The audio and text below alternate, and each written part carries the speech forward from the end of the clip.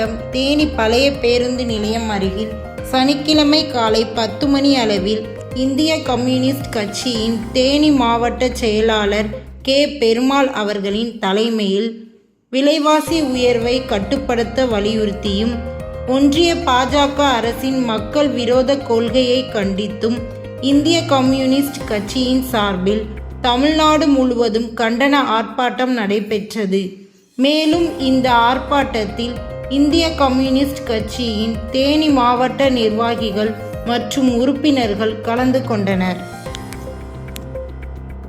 பொருட்களின் விலையை எடுத்துட்டாலும் சரி, இன்னைக்கு நம்ம வீடு கட்டக்கூடிய கட்டுமான பொருட்களுடைய விலையை எடுத்துட்டாலும் சரி, அனைத்துமே தொழிலாளர்களுக்கும் மக்களுக்கும் எதிரான முறையில கடுமையான முறையில விலைவாசி என்பது உயர்ந்துகிட்டே இருக்கு.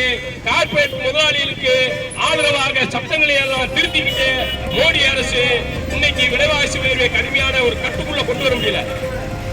முதல்ல பார்லிமெண்ட் கூட்டம் நாடாளுமன்ற கூட்டத்தில் விவாதிப்பாங்க. விவாதித்து அதை எதை எடுத்துக்கலாம் எதை எடுத்துக்கலாம் சொல்லி அந்த நிலைக்குழுக்கு கொண்டு போவாங்க. இதுல எல்லாம் சரி பண்ணி எடுத்தா அந்த விலைவாசி உயர்வு என்பது ஏறும். இப்ப அப்படியெல்லாம் இல்ல. யாரு வேணும்னாலும் எந்த விலைக்கு வித்துக்கலாம். ஆன்லைன் வர்த்தகம் ஒரு பக்கம் ஓடிக்கிட்டு இருக்கு. பொருட்களுடைய தட்டுப்பாடு என்பது இன்னைக்கு கடுமையான முறைகளுக்கு மக்களுக்கு ஈஸியா எதுவுமே கிடைக்க மாட்டுது.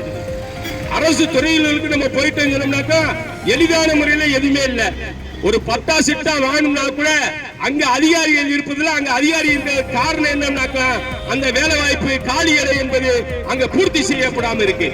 இப்படி பூர்த்தி செய்யப்படாம இருந்துச்சுன்னா மக்கள் அந்த அலுவலகங்களுக்கு சென்று பார்க்கும்போது அவருக்கு 4 வேலை கொடுத்திருப்பாங்க அந்த அரசு அதிகாரிகளுக்கு.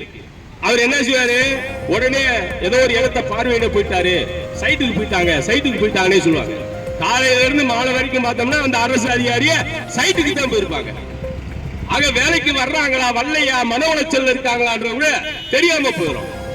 அப்ப இப்படி எல்லா துறைகளிலும் எடுத்துக்கிட்டோம்னாலும் கடுமையான முறையில் பாதிக்கப்படக்கூடியது யாரு என்று சொன்னால் பொதுமக்களும் தொழிலாளர்களும் தான். அப்ப பொதுமக்களும் தொழிலாளர்களும் பாதிக்கிற அளவுக்கு ஒன்றியத்தை ஆண்டு கொண்டிருக்கின்ற இந்த மோடி அரசு புதிய சட்டங்களை கொண்டு வருது. இன்னைக்கு தமிழகத்தை பொறுத்த மட்டுக்கு ஒன்றிய மோடி அரசு என்னென்ன புதிய சட்டங்களை திருத்தம் செஞ்சு அதானி அம்பானிகளுக்கு ஆதரவாக கொண்டு வருதோ அதையெல்லாம் இன்னைக்கு அமுல்படுத்தக்கூடிய சூழ்நிலைக்கு தள்ளப்பட்டிருக்காங்க.